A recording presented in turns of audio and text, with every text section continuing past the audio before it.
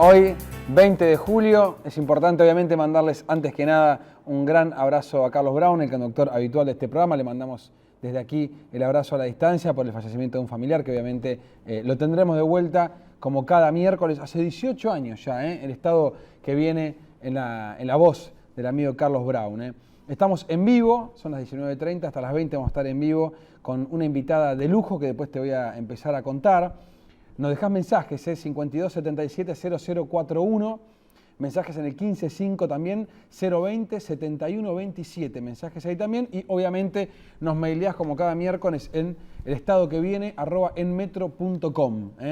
Qué lujazo la semana pasada el expresidente Eduardo Duhalde conversando aquí con el conductor habitual, la verdad que una nota muy, muy interesante que pudimos tener, y toda la charla que tuvo Eduardo Duhalde junto con Carlos Brown nos hizo pensar o reflexionar acerca de las cosas que han ido pasando también estos días, que no son pocas. Me parece que en esta semana estamos un poco desbordados de la cantidad de hechos que vienen sucediendo. Y que sean tantos, a veces parece pensar que no son tan importantes, por una cuestión de acumulación. Son demasiadas cosas y muy fuertes las que te pasan todos los días en Argentina, entonces uno empieza a tornarlas no tan medulares, no tan trascendentales, a pesar de la gravedad que revisten algunas de ellas. Tenemos unos 85 imputados del exgobierno, una veintena de procesados, unos 10 que ya son tipos que están sentados en la cárcel, y una expresidenta que finalmente tiene más de 5 millones de dólares a nombre de la hija. Apostó al dólar, Cristina. Yo pensé que durante unos años había que apostar al peso, pero finalmente apostó al dólar y las cuentas han quedado embargadas por parte de la justicia en una medida que ha traído coletazo importante. Eso por un lado. A la vez le agregamos hoy, por el juez Daniel Rafecas, otro capítulo más del no monasterio. Es decir, ¿te acordás que acá hubo un exsecretario de Estado que fue a las 3 de la mañana a la puerta de un no monasterio a tocarle el timbre a unas no monjas, aparentemente, para que junto con una ametralladora y monedas de Qatar escondan 9 palos verdes? Son cosas que un programa típico de martes, ¿no? Los planes que uno siempre piensa para el martes son los que tenía López, evidentemente. Después un gobierno que se desayuna con Panamá y se atraganta, lo comunica mal, Panamá no existía, después existía pero no tenía movimiento, y finalmente una explicación como para que la figura del presidente Macri no quede esmerilada en este comienzo de gestión, que ahora ya lo tiene imputado por el fiscal Delgado, pero que por ahora viene esquivando el bulto y mal no le va. Quizás habría que pensar quién empieza a comunicar qué cosa dentro de este gobierno. Hay temas sensibles y no siempre los que comunican son los más idóneos. De hecho, por ejemplo, uno de los temas de la semana, obviamente la justicia frenando el tarifazo en el gas, lo que nuevamente reitera este concepto de el tipo más idóneo que consideran el gobierno, hablamos de Juan José Aranguren, nuestro ministro de Energía y Minería, es quizás el peor a la hora de comunicar dentro del gabinete. Esto quizás ayude a pensar por qué pasa esto de que muchas tapas de diario criticando a Macri por una medida que era quizás evitable o se podía plantear de otra manera, por ejemplo, ¿no? Si hablamos de cosas que se ponen aún más raras en esta Argentina, sin lugar a duda, volver a plantear esta semana la persecución política. ¿Es una venganza del Fuero Federal? ¿Hay una cacería de brujas? ¿Hay una cuestión de estigmatizar a la expresidenta y la gente que militaba con ella? Eso fue lo que me dijo Luis Delía cuando lo entrevisté en radio esta semana. Es un poco lo que se ha planteado desde incluso Diana Conti, la mujer fuerte del kirchnerismo, quien supo manejar el Consejo de la Magistratura con Carlos Kunkel tiempo atrás, en épocas donde la Cámara de Diputados estaba llena, quórum había siempre. Bueno, a esta altura ya es casi un gesto de nostalgia. E incluso arriesga Delía a plantear que todo esto que ocurre tiene que ver con un conjuro, una cuestión de cofradía entre Mauricio Macri, Ricardo Lorenzetti y Héctor Mañeto. La verdad que, al menos creativo lo de Delía, uno no puede quitarle mérito en ese sentido. Otra vez Mañeto, causante de todo lo malo de la Argentina, digamos. ¿Tendrá tanto tiempo Mañeto como para también encargarse de eso? Habrá que ver, la justicia será la que se encargue de dilucidar qué pasa. Y para cerrar el comentario inicial, simplemente decir que la gobernadora de Buenos Aires, María Eugenia Vidal, empieza a dar señales fuertes de autonomía y gobernabilidad.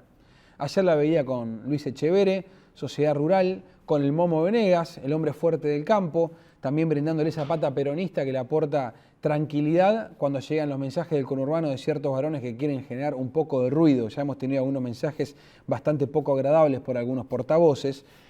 Más allá de que quedan algunos en el ostracismo, como Patricio Musi, Jorge Ferraresi, y algunas expresiones que van quedando más aisladas, finalmente el masismo empieza a convivir con Vidal en la provincia de Buenos Aires. Esta semana nuevamente la Cámara puede trabajar tranquila, hay arreglos, se avanza, hay labor parlamentaria, y hoy tenemos una Vidal que finalmente, conferencia de prensa mediante, te anuncia entonces la llegada de la medida quizás más reclamada y progresista de los últimos años, que era el boleto estudiantil para los chicos de la provincia de Buenos Aires. Es decir, 4 millones de pibes, a partir se instrumenta en agosto, tienen el boleto cubierto. Para cerrar esto, y entonces ya tirarte una pequeña pista de lo que vamos a conversar con nuestra invitada, vuelve la palabra efedrina al centro de la actualidad. Se blanquea que la efedrina o gente vinculada al tráfico de efedrina financió en blanco la campaña de Cristina 2007. Esto ya se acabaron la tapa de Clarín, digamos, ya es la justicia la que lo considera por un lado. La justicia embarga cuentas de la candidata de 2007 también. Y ahora parece que el ex jefe de la CIDE, ¿se acuerdan de Oscar Parrilli? Que era el secretario general de la presidencia durante 12 años y también diputado de la época privatizan YPF, pero bueno, ese es revisionismo histórico. Sabía dónde estaba Pérez Corradi, que es el autor intelectual de los 3 tipos que aparecieron muertos, los asesinan en Quilmes. ¿Se acuerdan que era intendente de Quilmes hace un tiempo? Aníbal Fernández. Aparecen muertos en 2008 y finalmente después se encargan de que ahora el ex jefe de la CIDE, Oscar Parrilli, tenga que ir a indagatoria por la denuncia de una persona que nos va a acompañar y va a ser un placer conversar ella sobre estos temas, que se llama Graciela Ocaña. Así que obviamente quédate ahí, vamos a justamente reiterar que estamos en vivo, 52770041 los mensajes, en el 1550207127 y nos escribís en el estado que viene @enmetro.com. Ahora sí, entonces vamos con los auspicios y damos por comenzado el programa.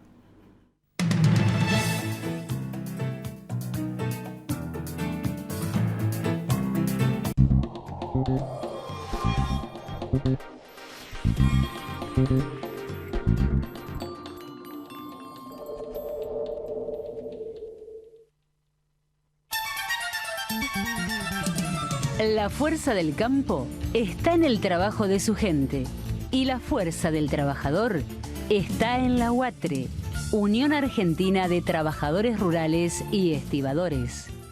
Movimiento Productivo Argentino. Producir más, distribuir mejor. IPCBA, Instituto de Promoción de la Carne Vacuna Argentina. La gestión política con participación ciudadana es la única forma de crecer como país. Creer en la política es un desafío que solo se logra con control. Porque si tenemos gobiernos transparentes, ustedes, los chicos, los jóvenes, van a creer que la política es la institución apta para modificar cómo viven los argentinos. El control es la base de una sociedad más justa. APOC, Asociación del Personal de los Organismos de Control. ¿Sabías que podés tener el Banco Ciudad en tu celular? Hacé transacciones, localizá cajeros, pagá todo, recargá tu celular. Nueva banca móvil del Ciudad. Bájate la app y disfruta. Banco Ciudad, te quiere ver crecer. Si no cuidas a quien te cuida, ¿quién cuidará de vos? El sistema de riesgos del trabajo protege a 10 millones de trabajadores. Por eso, el incremento de juicios contra las ART nos afecta a todos. Cuidemos y utilicemos el sistema responsablemente. Unión de Aseguradoras de Riesgos del Trabajo. 20 años protegiendo el trabajo argentino. Estas vacaciones de invierno disfrutalas a full en San Martín. Del 18 al 29 de julio hay actividades gratuitas en espacios culturales y las plazas de la ciudad para toda la familia. Divertite junto a tus familiares y amigos. Abrigate y vení que hay de todo para hacer. Municipalidad de San Martín. Auspicia este programa. LAN. El encanto de volar.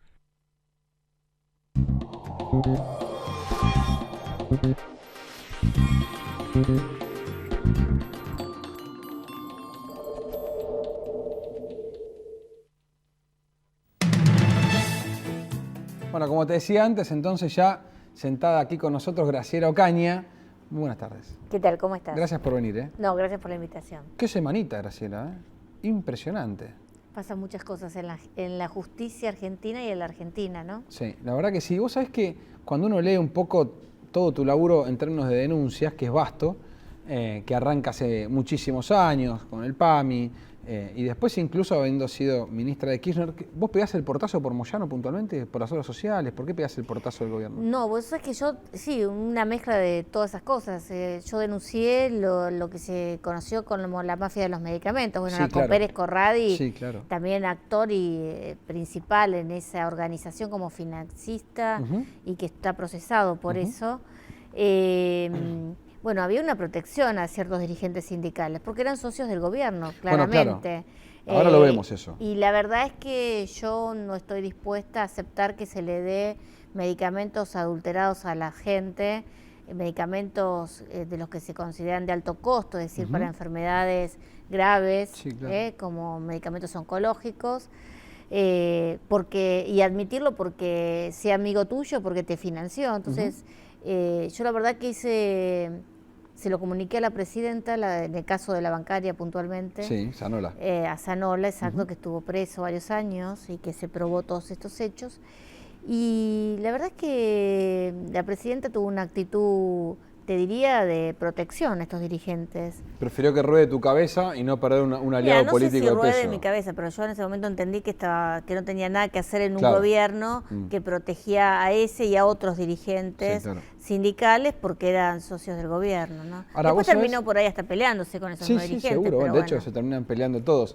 Ahora, cuando uno mira el entramado de relaciones que hay, uno piensa primero en Quilmes como tierra fuerte de buena parte del entramado del narcotráfico de la efedrina.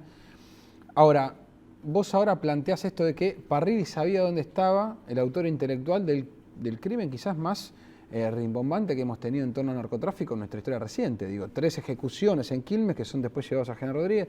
Es algo muy fuerte en nuestra historia reciente y ahora parece que Parrilli sabía esto. ¿Cómo puede ser esto?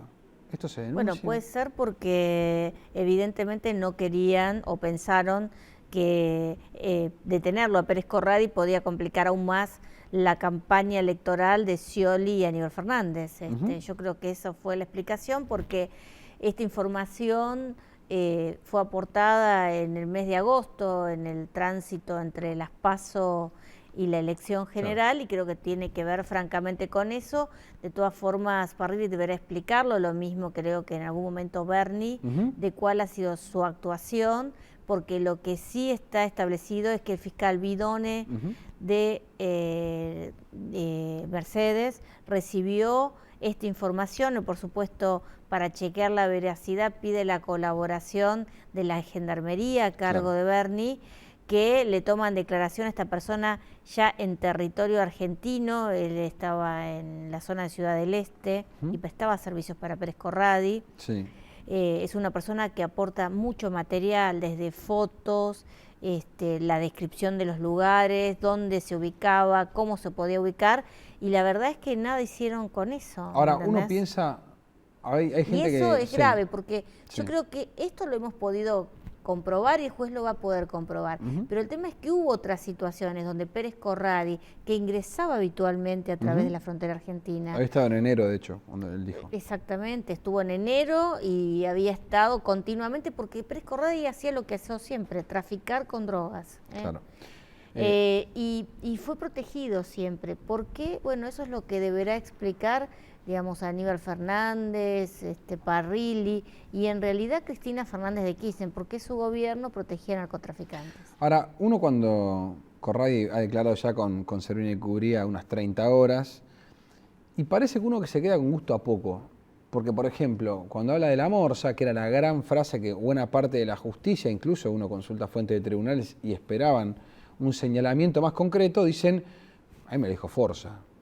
Aníbal Fernández, la morsa, pero me lo dijo Forza. ¿No te parece que falta un poco de consistencia en Pérez Corradi para poder decir, bueno, muchachos, Aníbal Fernández era el narco que todos pensaban? ¿No te parece que faltan elementos? Bueno, me imagino que yo no conozco las declaraciones, digamos, conozco los trascendidos. Sí. Ha nombrado al ex intendente de Quilmes Villordo, una persona muy cercana, creo que Aníbal Fernández lo ha confirmado, fue muy su cercana chofer. a él, exactamente como la persona que le pagaba una cantidad por cada kilo de efedrina que comercializaba, creo que llegó a pagar más de $3,5 millones. Y la verdad que creo que ese es un testimonio clave, porque ese es un lazo directo con Aníbal Fernández, aunque ahora ¿viste? Parece que nadie conoce a nadie, ¿viste? Eso que es lo raro. de López nadie lo conoce, fue una cosa, trabajó 20 años con los Yo no sé si puede ser, si es cínico o inconocimiento, pero ¿quién puede pensar que un tipo en blanco labura 25 años para la familia Kirchner y dicen es un caso aislado de corrupción? No sabemos de qué estamos hablando, parece que había corrupción. Ahora Aníbal dice que lo conoce, pero que no lo conoce. Claro. Y bueno, supongo que aparte para ser creíble, Pérez Corradi deberá aportar algunos elementos vinculados, cómo era, dónde se encontraba, testigos, supongo que todo eso, por supuesto que la justicia tiene que investigarlo, tiene que profundizar la investigación y ver hasta dónde realmente puede llegar a probar estos hechos que Pérez Corradi denuncia. Pero si Villordo era el que le brindaba protección a nombre de Aníbal Fernández, creo que es algo bastante creíble. Ahora, Graciela, vos como también conocedora del ámbito judicial, obviamente, hay algo que yo planteaba en el comentario editorial que me hace ruido, que es esto de cierta inactividad, cierto sedentarismo durante ciertos años, por ejemplo, Casanelo 3 años con la denuncia en blanco de las chacras de Lázaro Báez, ahora comprobó $140 millones. Tiene un tipo que era cajero de banco, ganaba 6.000 pesos en 2003, y ahora de repente Pérez pasó... Corradi también era otro cajero de banco. Era otro cajero de banco. En Entonces 2003. pasamos del sedentarismo a un Casanelo que ahora es campeón de CrossFit, digamos, en términos de actividad física, pasó de estar quieto a hacer de todo. ¿Hay un cambio de época en el fuero federal o realmente hay una sed de venganza de decir vamos por los tipos que nos apretaron? Porque parecería que es una justicia rara. Sí, bueno, yo no creo que vaya sed de venganza ni que sea venganza. Me parece que lo que hay es justicia, que es lo que todos los argentinos queremos que haya, una justicia independiente, porque también hay que recordar que vos tenías toda una estructura de poder, digamos, que en lugar de ayudar a esclarecer los hechos de corrupción, los protegían, digamos, AFIP, no sé, tenés la UIF. Sí, claro. De hecho, es Batela de Echegaray, son dos nombres que empiezan a tambalear. La Procuración del Tesoro, que tenía todos los datos, por ejemplo, de las cuentas de Báez, el propio Ministerio de Economía y el ministro Kicillof, y los borraron, digamos, o sea, con premeditación. Esto no es que... La IGJ también, ¿no? La IGJ. Me parece que había una serie de organismos que trabajaban para encubrir, entonces es muy difícil investigar ese marco. De todas formas, la verdad que Casanelo tenía todos los elementos y no lo hizo. También es cierto que hubo algo que para mí fue el detonante en esa causa, que es verlo a Martín Báez, a Pérez Gadín, al señor Rossi, también, que también se llevaba café, que se llevaba arrastrando y llevando bolsos, a la Rosadita. No, brindando con whisky y habanos. Brindando con whisky, contando miles y millones de dólares que no pueden explicar todavía cuál es su origen. Entonces, creo que eso fue el detonante que hizo que Casanelo advirtiera que tenía un montón de pruebas, porque la verdad que la mayor parte de las pruebas, incluso las cuentas que ahora encontraron en Suiza, yo se las denuncié en el 2014, claro. ¿no? Sí, yo me acuerdo.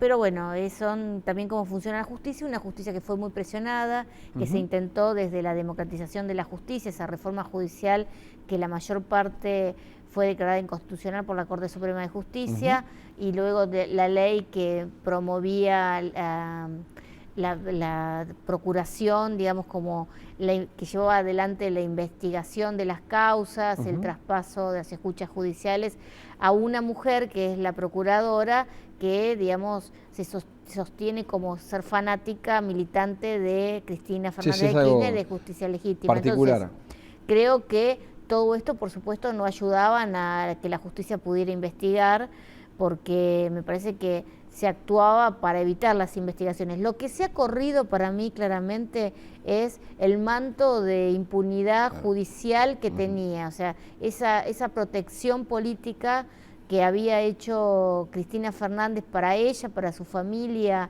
y para su gobierno, funcionar su gobierno, se dio. Y entonces ahora están sorprendidos porque la justicia actúa. Bueno, yo soy de los que creen que el Fuero Federal todavía no sabe bien qué hacer con esta nueva época en la Argentina. Pero, por ejemplo, ¿es comparable el rol de un Angelici señalado por Carrió ¿Es comparable con el rol que tuvo Javier Fernández, el operador kirchnerista en la justicia apretando jueces federales? ¿Vos pensás que hay una especie de... Algunos dicen, esto no combaten las mafias, estos cambian de mafia. ¿Es comparable Angelici con Javier Fernández o con los operadores que tenían nosotros? La verdad es que me parece que con las declaraciones, yo no sé si Angelici era operador o no, pero después de las declaraciones de Carrió, creo que Angelici no se puede reunir con nadie del fuero federal. Eso está complicado, que aparezca en tribunales por lo menos no está fácil. Sí, no sé si alguna vez apareció en tribunales, pero bueno, nada. Creo que lo que hay que terminar es con una justicia dependiente del poder político. Claro. Los argentinos necesitamos que se cumpla la Constitución, que haya una justicia independiente que pueda actuar en el momento que debe actuar, es decir, cuando recibe la denuncia, investigar y decidir si procesa o no, porque digamos eso tienen que decidir, pero tienen que llevar adelante las investigaciones. Claro. Tiene que haber también un accionar del Poder Ejecutivo que en lugar de proteger, digamos, permita la investigación, porque también esta cuestión de que como nadie es culpable hasta que te sentencie y la sentencia esté firme, resulta que teníamos un montón de personas que estaban denunciadas con una enorme cantidad de pruebas que la presidenta amparaba y aparte se enorgullecía, ¿no? Ahora, te cambio de página, te llevo a Fútbol para Todos. Fue un proyecto que nació como eje de bandera, era interesante, era terminar con la gente que no tenía el mango quizás para pagarlo y veía la tribuna festejando los goles y se perdía todos los partidos. Pasamos a una medida que parecía un derecho adquirido de la sociedad y de nuevo se empieza a decir, ¿qué hacemos con el fútbol? Entregamos 2.500 palos a los clubes que están quebrados, una AFA que está desfinanciada y un proyecto para volver a reprivatizar, o por lo menos es lo que se viene planteando. ¿Cuál es tu visión de lo que pasa con el Fútbol para Todos? Mira, mi visión es la siguiente, digamos, el Fútbol para Todos nace como una pelea política del gobierno de Cristina Fernández con el Grupo Clarín, esto está claro, era parte de la ley de medios, parte del mismo círculo.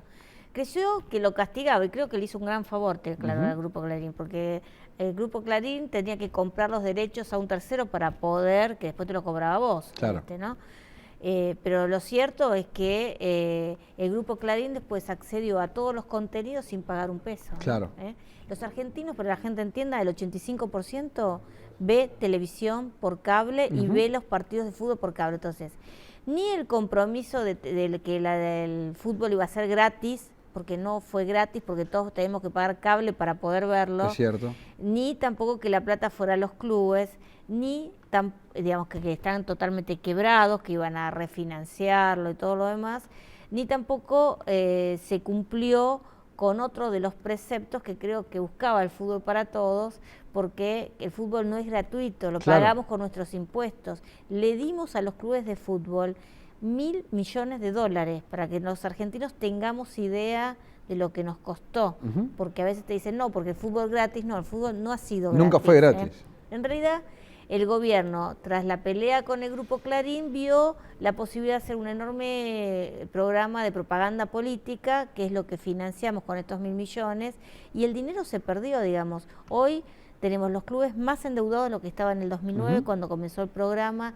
Gastamos miles de millones para producir, que terminaron en empresas vinculadas o amigas al gobierno, como la Corte. Se gastaron, no sé, como 200 millones de pesos, por ejemplo, para el AFA Plus, que nunca funcionó ni va a funcionar por ahora. Entonces, hubo una malversación manifiesta y lo que creo que hay que discutir es qué se hace con la AFA, con el fútbol, que es un deporte totalmente rentable en el mundo y que parece ser que no funciona en la Argentina y que es algo inconcebible, porque el dinero que le falta al fútbol, alguien se lo está llevando. Es decir, cuando, por ejemplo, Santa Mónica, que es una empresa vinculada a la familia Rondona, y a Bursaco, que está preso en los Estados Unidos, tiene la posibilidad de colocar los derechos de vender la imagen de la selección argentina, imagínate, y se queda con el 40% del dinero. Es como vender agua en el desierto, vender la imagen de la selección argentina, pero nosotros, la AFA le paga 40% a esta gente.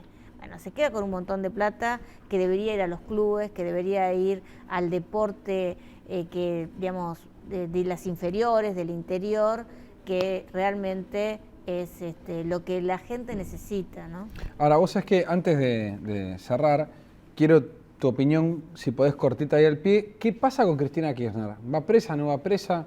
Si va presa en 20 años, 6 meses a la quinta de Gostanián, no nos sirve, eso ya pasó, digamos, ya sabemos que no funciona. ¿Pensás que tiene...? Vos sabés cómo es esto, que la justicia hasta que, o si no hay peligro de fuga, o que pueda la persona imputada o procesada eliminar pruebas, digamos, la causa la puede seguir en libertad en líneas generales en la Argentina, y creo que esto va a suceder con Cristina Fernández. Yo creo que en algún momento puede quedar presa, pero no sé si es en el corto plazo. Y la verdad que eso lo va a determinar la justicia. No lo voy a determinar ni vos, ni yo, ni nadie más que la justicia. Bueno, antes de irnos, simplemente algunos mensajes que van llegando, que nos han llegado vía mail y teléfono, que nos escribe, por ejemplo, Blanca Suipacha, dice: soy jubilada, no me alcanza con lo que cobro. Esta es otra medida que también el gobierno tuvo que poner el ojo. Estoy enferma y todos los servicios aumentaron mucho.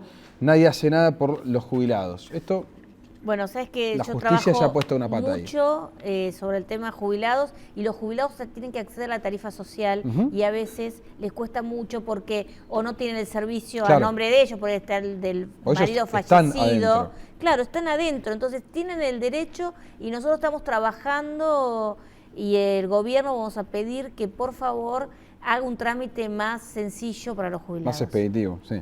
Verónica de Quilmes dice que es evidente que hay una justicia que no es real para todos, la justicia lenta, no es justicia, y que lo quiere a todos los corruptos presos. Bueno, es una cuestión... Eso es el deseo de todos, y queremos la plata también, aparte de que vayan presos. Y por último, Ignacio de Palermo dice que es tirar el dinero, el tema del fútbol para todos, que es nefasto, que faltan hospitales, escuelas, y está todo al revés. La verdad es algo que uno por lo menos se permite pensar. En un país donde no todos se sacan el hambre, ¿hay que ver deporte gratis o no? Bueno, ayer el presidente lo decía, él creía que hay que invertir en el hambre cero, o sea, para lograr ese objetivo. Y creo que eso es algo que todos aspiramos. Hay que terminar con la malversación de los recursos del Estado, porque muchas veces nos venden que es gratis y no es gratis. Bueno, Graciela, cierro diciendo que estuvimos hoy con la futura candidata a jefa de gobierno, ¿no? No, todavía falta un montón. ¿Candidata el año que viene? No, bueno, el año que viene puede ser, ¿Confianza pública crece en la legislatura el año que viene o no? Y esperemos que sí. Esperemos que sí. Mil gracias por haber estado. No, gracias por la Nos acompañó hoy Graciela Ocaña. Esperemos entonces encontrarnos de nuevo ya el miércoles que viene con la presencia de Carlos Brown como cada miércoles. Muchas gracias.